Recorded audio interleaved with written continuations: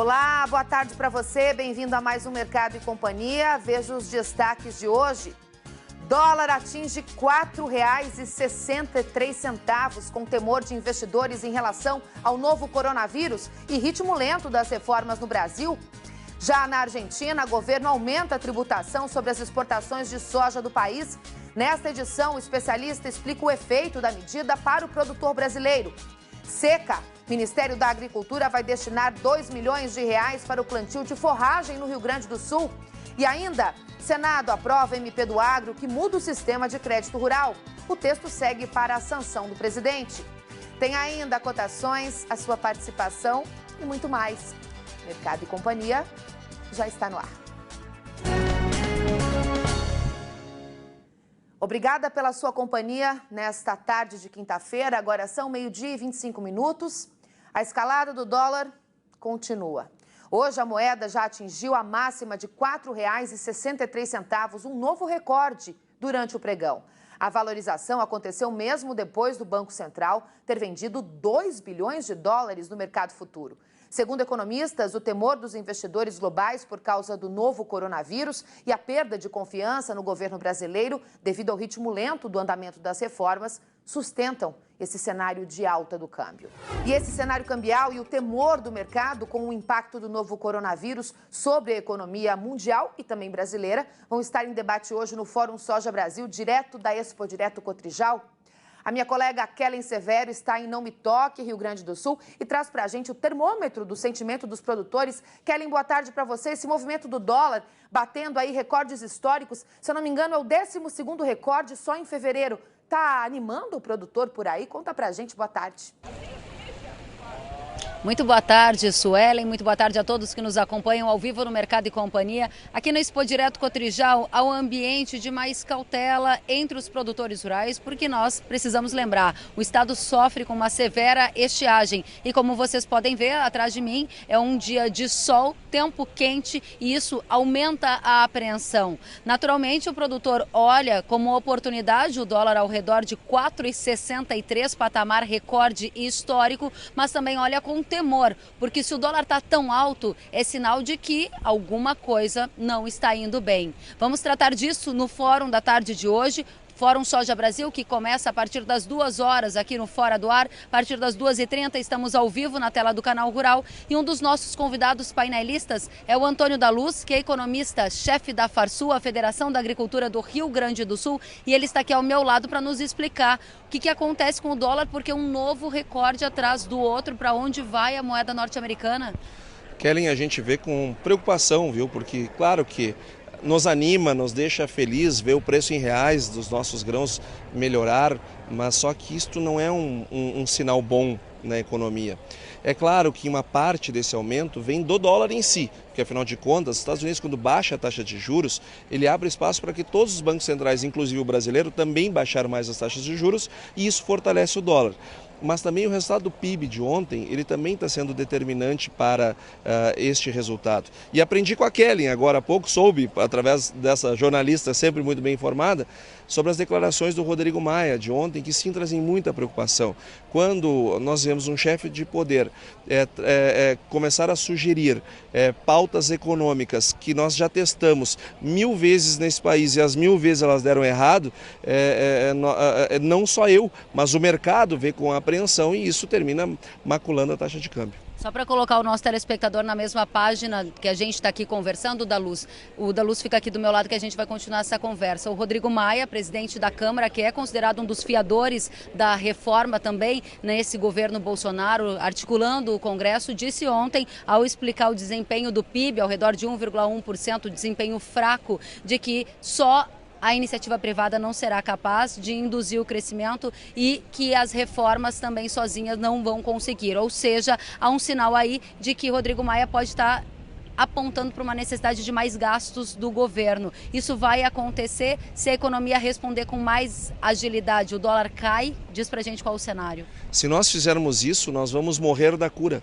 Ou seja, na tentativa de curar, o remédio vai nos matar. que foi exatamente este o receituário que foi usado no Brasil que nos trouxe a grande crise econômica, a maior crise econômica da nossa história, que culminou com PIBs negativos ali em 14, 15 e 16.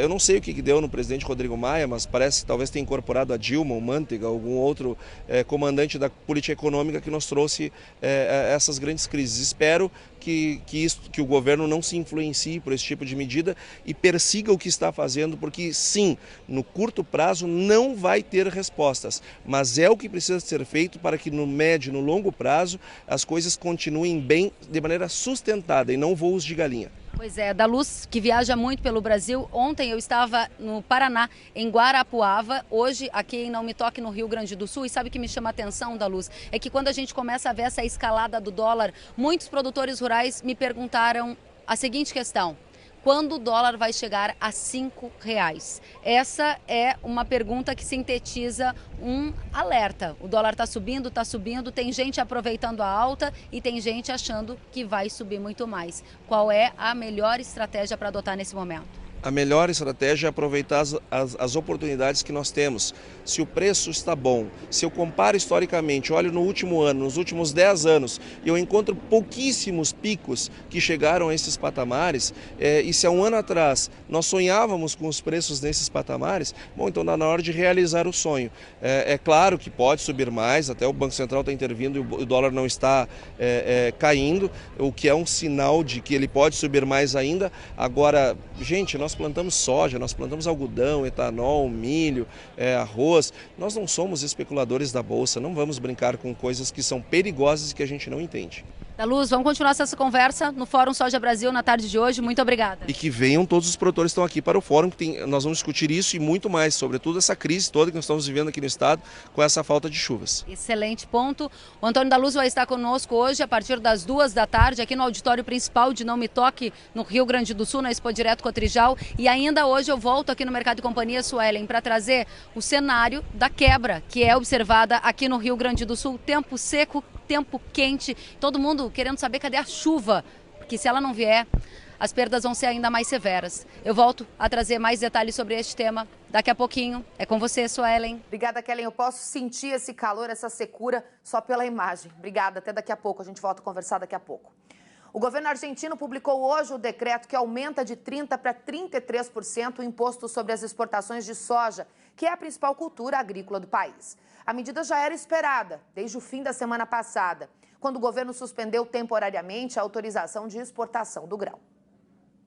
O governo argentino publicou hoje o decreto que aumenta de 30% para 33% o imposto sobre a exportação de soja do país. A medida vale apenas para os produtores que têm rendimentos acima de 1.000 toneladas. Os agricultores com produção de até 500 toneladas ao ano devem pagar uma taxa de 24% a 30%. Já aqueles com produção entre 500 mil e 1.000 toneladas vão pagar a alíquota vigente de 30%. O governo argentino informou que o decreto tem como objetivo manter o volume da oferta adequado às necessidades do mercado interno e estabilizar os preços domésticos. 12h31 agora. A medida desagradou entidades produtivas do país que alegam que o aumento do tributo diminui a competitividade das commodities argentinas no mercado internacional. Veja só o que disse o produtor e ex-presidente da cadeia de soja argentina, Rodolfo Rossi, ao Canal Rural. Queria expressar de alguma maneira a nossa grande preocupação que temos com o novo aumento nas retenções, que é um imposto que passou de 30%, que já é totalmente abusivo, para 33%. Isso retira lucros da produção agropecuária de uma vasta região da Argentina, mais próxima ao norte e oeste, que já tem um menor nível produtivo, maior distância dos portos, com frete mais caro, o que tem um forte impacto sobre a área central. O que diminui praticamente a rentabilidade que ainda temos nessa região. Hoje, os produtores tratam de apoiar líderes e dirigentes no diálogo com o governo para ver de que maneira podemos resolver isso. O aumento das exportações pode reduzir a pobreza, melhorar o emprego, todas as consequências positivas de um incremento da produção agropecuária na Argentina. Um caminho de maior produtividade, maior produção e competição internacional que necessitamos. E uma competência internacional que necessitamos. Para repercutir esse assunto, nós vamos até Campo Grande, Mato Grosso do Sul, para falar com o analista de mercado da INTL, FC Stone, Jonas Pisato. Boa tarde, Jonas. Com esse aumento das retenções na Argentina, o Brasil pode conquistar uma parcela do mercado internacional? Qual é a sua análise? Boa tarde. Boa tarde, Suelen. Boa tarde a todos que nos ouvem através do canal Rural.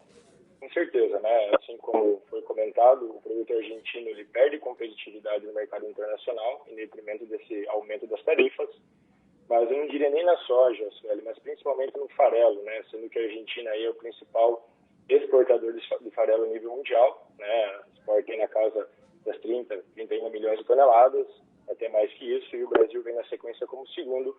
E isso poderia dar oportunidade para a gente não colocar só soja, mas também mais farelo no mercado internacional, ocupando parte desse mercado da Argentina, o que influenciaria nos prêmios nos portos aqui do farelo e, consequentemente, a gente veria aí um aumento dos bases, né, ou seja, dos prêmios também para a soja. Então, ruim para os nossos vizinhos, mas positivo para os produtores brasileiros. Jonas, e é factível que esse aumento afete a formação de preços no mercado interno? Olha, com certeza, né? Se você tem aumento dessas retenções nos complexos da soja por lá, a demanda por óleo e farelo de soja aqui no Brasil, elas tendem a aumentar também, né? O que faria com que os preços subissem e isso beneficiaria a margem de esmagamento das indústrias no interior, né? Então, certamente, se essa margem de esmagamento aumenta, as indústrias teriam capacidade de pagar um prêmio melhor pela soja do produtor brasileiro e isso seria benéfico aí, né? Um aumento em bases, né? Vamos colocar dessa forma. Então, acaba sendo positivo aí para o produtor brasileiro ao longo do ano aí, principalmente no segundo semestre aí, onde a soja acaba sendo mais escassa aqui no mercado interno brasileiro. Jonas, então, para finalizar, você sempre dá boas dicas para o produtor. Como é que ele pode se programar para negociar aí nos próximos dias, né? Essa semana está terminando, mas de repente na próxima semana, com tudo que tem acontecido, né? Novo coronavírus, dólar batendo hoje 4,63, esse cenário das retenções. A gente sabe que a gente vive num mundo globalizado e que tudo interfere na decisão do produtor rural. Olha, realmente, quando a gente olha as três pontas que formam o preço da soja hoje, quem tem dado mais oportunidade, sem sombra de dúvidas, é o câmbio. Difícil falar onde esse câmbio chegar, pode ser que ele suba até mais, até a gente não ter algumas resoluções aí.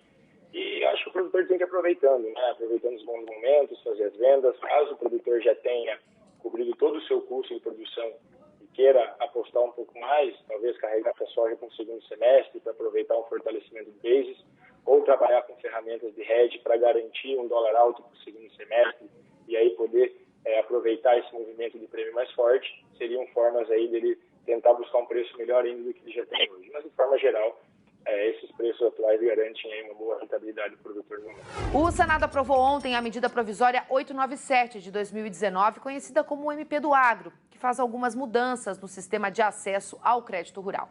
O texto aprovado prevê vários fundos, chamados de fundos garantidores solidários, que vão funcionar no mínimo com 2 participantes, cada um contribuindo com 4% do valor da dívida.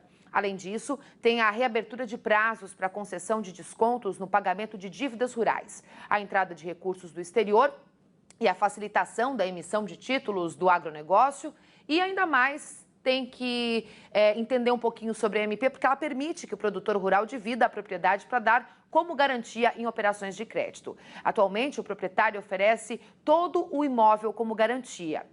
Para estes pontos começarem a valer, o texto ainda precisa ser sancionado pelo presidente Jair Bolsonaro.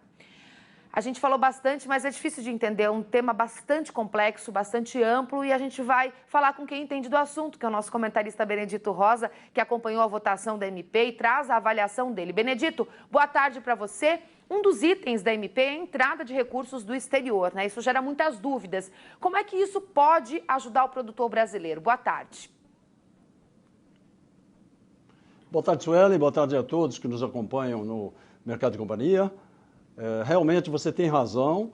A medida provisória que foi assinada em outubro, transitou no Congresso, passou por um corredor polonês, recebeu muitos penduricalhos e finalmente foi aprovada, modificando, Sueli e meus amigos, 19 leis e mais 2 decretos-leis. Vejam a complexidade operacional do que estamos falando. Você mencionou aí, Sueli, vários aspectos positivos dessa medida provisória. Eu gostaria de reforçar o que você disse e acrescentar mais 2 ou 3 aspectos. Primeiro, essa medida provisória também criou um novo título, o certificado de imóvel rural, que poderá ser negociado no mercado mobiliário. É uma nova fonte de captação de recursos. Ela permite que o subsídio que a sociedade brasileira coloca no sistema financeiro para você, produtor, e não para os bancos, que hoje está em 9,5 por aí bilhões de reais por ano, 7, comprometidos em renegociação de dívidas, esse dinheiro todo ano é aplicado via crédito rural com subsídio. Só os bancos estatais e o Sicredi podiam fazer isso. O gerente do banco ficava à vontade para negociar com você. Agora os bancos privados também poderão fazer uma nova oportunidade, aumenta a oferta, diminui a sua dependência. Terceiro, a senhora mencionou há pouco aí, recursos do exterior, taxa de juros negativa. Os grandes agentes do mercado de agronegócio poderão trazer, estima-se 5 bilhões de reais por ano para começar, recursos que vão desafogar, diminuir a pressão sobre o crédito rural, fazendo com que o governo, principalmente, possa alocar esses recursos em programas prioritários. Simplificação processual, a emissão de cédula eletrônica, o registro não só em cartório, mas também depositado em entidades a serem indicadas pelo Banco Central, assunto que será objeto de uma lei ordinária. Não avançou como queríamos, mas está avançando em termos de simplificação burocrática do crédito rural. Mais possibilidade de contrair o crédito rural, porque toda a propriedade estava comprometida com uma operação de crédito. Agora afeta uma parte que você indicar, deixando a você mais chance para fazer novos empréstimos, se necessário. Infelizmente, os fundos constitucionais não poderão ser também aberto para outras entidades, porque os donos dos fundos constitucionais não deixaram. Perfeito. Então, vai ficar uma caixa fechada. Além dos outros aspectos que você mencionou, Sim. apoio à risicultura gaúcha do agronegócio, as dívidas que estavam penduradas, esses entraram no carro. Mas, resumindo, a ministra Tereza Cristina tem razão, essa foi a maior reforma no crédito rural desde Perfeito. a sua criação em 1965. Já que você me deu essa deixa, Benedito, falando da ministra, eu queria que você fizesse uma análise da atuação da ministra Tereza Cristina e da Frente Parlamentar da Agropecuária em relação à MP do Agro. Senhora, depois de mais de 30 anos convivendo aqui na esplanada dos ministérios, eu afirmo, essa medida provisória não teria sido aprovada, não fosse a ação política eficaz, discreta e eficaz da Frente Parlamentar da Agricultura, a atuação perfeita da ministra Tereza Cristina e o apoio, claro, do Palácio do Planalto. Não teria sido aprovado. Portanto, o mérito foi de uma ação política conjugada com as entidades representativas de classe. Não vai salvar o planeta, não vai salvar todo mundo, mas certamente é um passo importante na direção de melhorar o sistema de financiamento rural, tornando-o mais transparente, com mais opções, e foi um avanço, não como gostaríamos, no sentido de diminuir o poder não só dos oligopólios, dos bancos, também dos cartórios. Sentiu falta de algum conteúdo? Acesse canalrural.com.br.